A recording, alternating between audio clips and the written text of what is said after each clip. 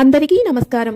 ఈ వీడియోలో నేను రానున్న అతి శక్తివంతమైన మాఘమాస గుప్త శ్యామల నవరాత్రులకు సంబంధించిన విధి విధానాలను, పాటించవలసిన నియమాలను, వ్యూయర్స్ అడిగిన అనేక ధర్మ సందేహాలకు సమాధానాలను అన్ని కూడా ఈ వీడియో ద్వారా తెలుసుకుందాం. మొదటిసారి ఛానల్ ని చూసేవాళ్ళు మా ఛానల్ ని సబ్స్క్రైబ్ చేసి పక్కనే ఉన్న బెల్ ఐకాన్ ని ప్రెస్ చేయండి. దీనివల్ల మీకు రానున్న ఆధ్యాత్మిక వీడియోస్ అన్ని కూడా నోటిఫికేషన్ ద్వారా మీకు అందుతాయి. అలాగే మీరు ఎటువంటి వీడియోని మిస్ కాకుండా చూడగలరు. మా వీడియోస్ మీకు నచ్చినట్లయితే లైక్ చేయండి, షేర్ చేయండి.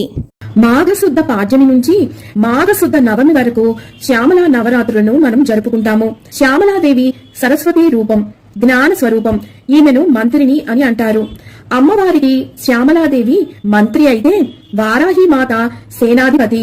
శ్యామలాదేవి ఉపాసన అనేది దశమహావిద్యలలో ఒక విద్య. ఈ తల్లిని మాతంగ ముని కుమార్తె కాబట్టి ఆ నామం వచ్చింది. అలాగే రాజమాతంగి, రాజశ్యామల అని కూడా అంటారు. దశమహావిద్యలలో ప్రధానంగా శ్రీ విద్యను ఉపాసిస్తారు. తరువాత అంత ప్రసిద్ధిగా చెప్పుకునేది మాతంగి శ్యామల ఉపాసన. దశమహావిద్యలలో ఒక్క విద్యనైనా సాధన చేస్తే మిగిలిన 9 విద్యలు కూడా సులభంగా మనకి సిద్ధిస్తాయని పెద్దలు చెబుతారు. అయితే ఈ దశమహావిద్యలలో శ్రీ విద్య ప్రధానంగా శంకరులు వారు వ్యాప్తిలోకి తెచ్చారు.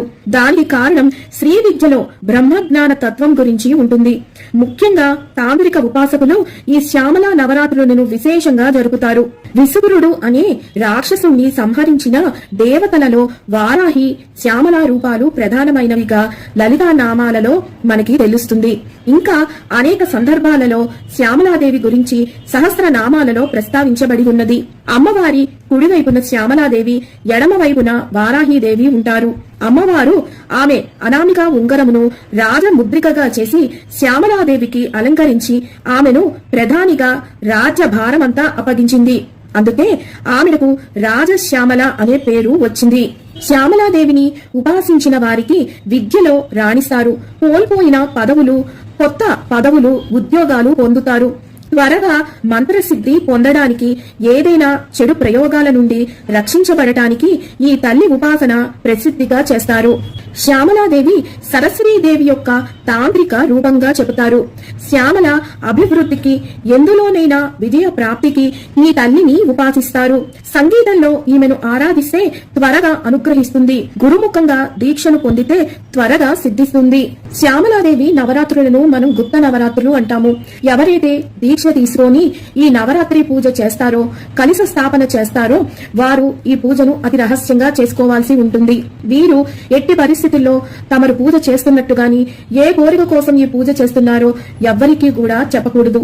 ఇది అతి ముఖ్యమైన నియమం. ఒకవేళ మీరు దీక్షగా కాకుండా, కలశ స్థాపన లేకుండా మామూలు నవరాత్రుల పూజ కింద మీరు 9 రోజులు చేసుకుంటే ఇందాక చెప్పినటువంటి నియమమును పాటించాల్సిన అవసరం లేదు. ఈ పూజను ఏ సమయంలో చెయ్యాలి అంటే కనుక, శ్యామలాదేవి ఆరాధన ఎప్పుడూ కూడా మధ్యాహ్నం 11 గంటల నుండి 12 గంటల మధ్య కాలంలో చెయ్యాల్సి ఉంటుంది. అంటే మధ్యాహ్నం భోజనానికి ముందు ఈ పూజను నిర్వహించాలి. ఇది నవరాత్రుల పూజ కాబట్టి సాయంత్రం మరలా పునఃపూజ చేసుకోవాలి. దీపం పెట్టి ధూపాన్ని, ఏదైనా బెల్లం ముక్క గాని, పండును గాని నైవేద్యం పెట్టాల్సి ఉంటుంది. ఒకవేళ 2 పూట్ల కుదరకపోతే మధ్యాహ్నం ఒక్కసారైనా పూజ చేసుకోండి. ఒకవేళ ఉద్యోగరీత్యా, వ్యాపార రీత్యా మీరు ఈ సమయంలో పూజ చేసుకోవటం కుదరలేదండి అనుకుంటే కనుక మీరు ఉదయం లేదా సాయంత్రం ఇంటికి వచ్చాకైనా మీరు ఈ పూజను నిర్వహించుకోవచ్చు. ఈ నవరాత్రులలో 9 రోజులు కూడా ఎట్టి పరిస్థితుల్లో మాంసాన్ని ముట్టకూడదు. అలాగే మద్యం, ఇతరితర అన్య వస్తువులను మీరు దరిదాపులకు కూడా రానివ్వకండి. అలాగే తరువాతి నియమం, బ్రహ్మచర్యం తప్పనిసరిగా పాటించాలి. భూశయనం చేస్తే చాలా మంచిది. అంటే నేల మీద ఏదైనా దుప్పటి గాని లేదా చాప గాని వేసుకొని పడుకోవచ్చు. ఆరోగ్యరీత్యా మీరు నేల మీద పడుకోలేకపోతే మంచం మీద పడుకోవచ్చు. ఇక తరువాతి నియమం, ఎవరైతే ఈ నవరాత్రుల పూజ చేస్తున్నారో ఉపవాసం ఉండాలా అంటే కనుక ఈ పూజకి ఉపవాసం ఏమీ అక్కర్లేదండి. మీరు నిష్ఠతో, భక్తితో పూజ చేసుకున్న అనంతరం మీరు భోజనం చేయవచ్చు. ఇక తరువాతి నియమం, ఎట్టి పరిస్థితుల్లో ఈ నవరాత్రులలో ఎవరితోనూ అనవసరమైన వాగ్వివాదాలు పెట్టుకోకండి. అసత్యం అస్సలు ఆడకూడదు. నిత్యము కూడా ఆ తల్లి నామస్మరణతో మీరు కాలాన్ని గడిపితే చాలా మంచిది.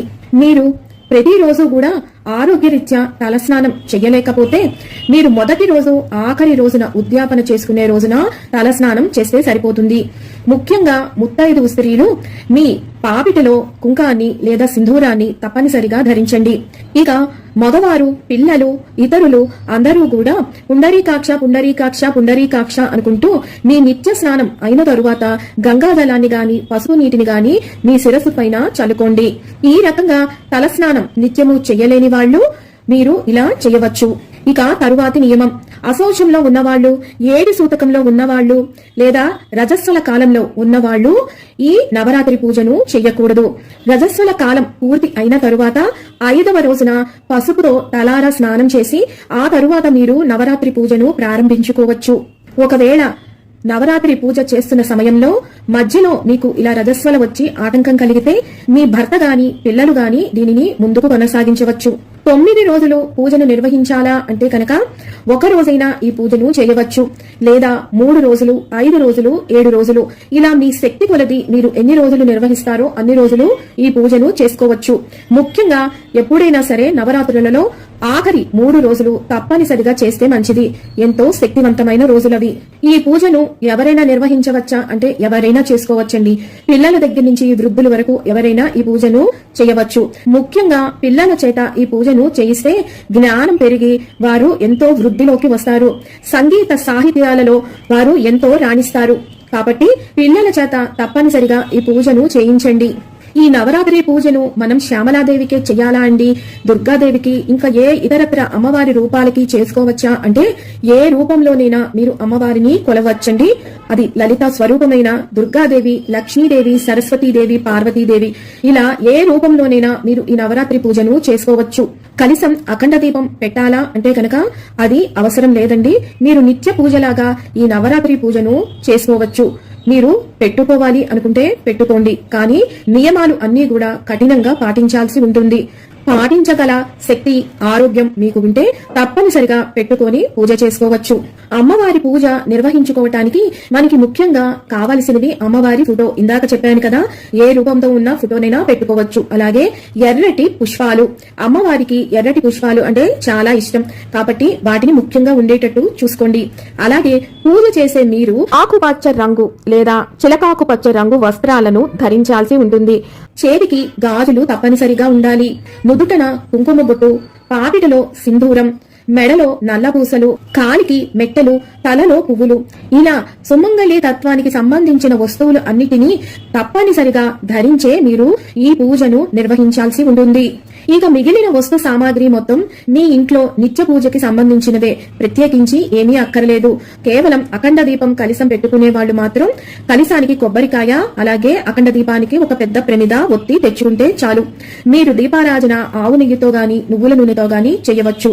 ఇక 9 రోజులు పసుపు గణపతిని చెయ్యాలా అంటే అక్కర్లేదండి. మీరు గణపతి ప్రతిమ లేదు అంటే ఫోటో గాని పెట్టుకొని మీరు ఆయనకు ప్రార్థన పూజను నిర్వహించుకోవచ్చు. ఇక ప్రసాదాల విషయానికి వస్తే అమ్మవారికి బెల్లంతో చేసే పాయసం అంటే చాలా ఇష్టం కాబట్టి శ్యామలాదేవిని ఆరాధిస్తున్న వారు మీరు బెల్లం పాయసాన్ని నివేదన చేయొచ్చు.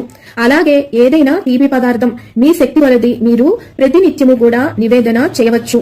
ఒకవేళ ఏది చేసే సమయం మీకు లేదు అనుకుంటే బెల్లం ముక్క గాని లేదా ఒక పండో, డ్రై ఫ్రూట్స్ లాంటివి ఇలాంటివి ఏవైనా సరే మీరు అమ్మవారికి నైవేద్యంగా సమర్పించవచ్చును. పూజ చేసుకునేవారు మీరు 9 రోజులు కూడా మీ దేవుని మందిరంలోనే ఫోటో పెట్టుకొని పూజ చేసుకోవచ్చు. లేదు అంటే కనుక వేరుగా ఒక పూజా పీటని వేసుకొని దాని మీద మీరు పూజను నిర్వహించుకోవచ్చును. నేను నవరాత్రి పూజా విధానం మంత్రాలతో సహా స్టెప్ బై స్టెప్ ప్రతిదీ కూడా ఉపచారాలు ఎలా చేయాలి అని చెప్పుతూ డెమో వీడియోని ఆల్రెడీ చేసి పెట్టానండి. ఆ వీడియో లింక్ నేను కింద డిస్క్రిప్షన్ బాక్స్ లో ఇస్తాను. మీరు ఆ ఆడియో పెట్టుకొని మంత్రాలను వింటూ మీరు శ్యామలా నవరాత్రులు 9 రోజులు కూడా అమ్మవారి షోడశోపచార పూజను నిర్విఘ్నంగా మీరు నిర్వహించుకోవచ్చు. ఇక ఆఖరి రోజున అంటే 9వ రోజున మీరు అమ్మవారికి ఉద్వాసన పలకాల్సి ఉంటుంది. 9వ రోజున యథావిధిగా ఇందాక చెప్పిన విధంగా పూజ నిర్వహించుకొని మీరు నైవేద్యం పెట్టిన తరువాత తాంబూలం ఇచ్చే సమయంలో అమ్మవారికి చీర, రవికల గుడ్డ, తాంబూలం అన్నిటినీ సమర్పించండి. శక్తి ఉంటే ఇవి ఇవ్వండి, లేదు అంటే బుద్ధి తాంబూలాన్నైనా అమ్మవారికి సమర్పించవచ్చును. ఆ తరువాత అమ్మవారికి మంత్ర పుష్పాన్ని చెప్పి ఆఖరున అమ్మవారి కలశం పెట్టుకుంటే కలశాన్ని లేదా పూజాపీఠని మీరు ముమ్మార్లు అంటే 3 సార్లు కదపాల్సి ఉంటుంది. ఆ తరువాత అమ్మవారికి మరల నీ కోరికను విన్నవించుకొని వచ్చే సంవత్సరం మళ్ళీ నీ పూజను చేసుకునే శక్తిని భాగ్యాన్ని నాకు ప్రసాదించమ్మా అని మనస్ఫూర్తిగా కోరుకుంటూ అమ్మవారిని వెళ్లి రమ్మని చెప్పాల్సి ఉంటుంది. దీంతో 9 రోజుల పూజ అలాగే ఉద్యాపన పూర్తవుతుంది. ప్రతిరోజు కూడా ముందు రోజు పెట్టిన పువ్వులు అన్ని కూడా తీసేసి శుభ్రపరచుకొని ఆ తరువాతే మీరు పూజను నిర్వహించాల్సి ఉంటుంది. 9 రోజులకి సంబంధించిన మలినాలను మీరు ఒక సంచిలో వేసుకొని పక్కన పెట్టుకొని ఆఖరి రోజున ఉద్యాపన కూడా అయిపోయిన తరువాత మీరు పారే నీటిలో గాని ఎవరు తొక్కని చోట గాని వేసేయవచ్చు. భక్తితో 9 రోజులు పూజ చేసిన తరువాత అమ్మవారి అనుగ్రహం మనకి సిద్ధించిందా అన్న విషయం మనకి ఎలా తెలుస్తుంది అంటే, పెద్దలు చెప్పిన దాని ప్రకారం అమ్మవారి పూజను ఎవరైతే భక్తి శ్రద్ధలతో నిష్ఠతో నియమాలన్నిటినీ పాటించి చేస్తారో వారికి తప్పకుండా అమ్మవారు ఏదో విధంగా చిలక రూపంలో దర్శనమిస్తుందట. ఆ చిలక మనకి దర్శనం ఇచ్చింది అంటే మనకి అమ్మవారి పూర్తి అనుగ్రహం కలిగినట్టే అని పెద్దల నమ్మకం. మరి విన్నారు కదా, రాబోయే అతి శక్తివంతమైన మాఘమాసంలో వచ్చే గుప్త శ్యామలా నవరాత్రుల పూజా విధానం ఎలా నిర్వహించుకోవాలి, ఉద్యాపన విషయాలను పాటించవలసిన నియమాలను మరొక వీడియోతో మళ్ళీ మిమ్మల్ని అందరినీ కలుసుకుంటాను. సెలవు మరి. సర్వం ఈశ్వరార్పణమస్తు. స్వస్తి.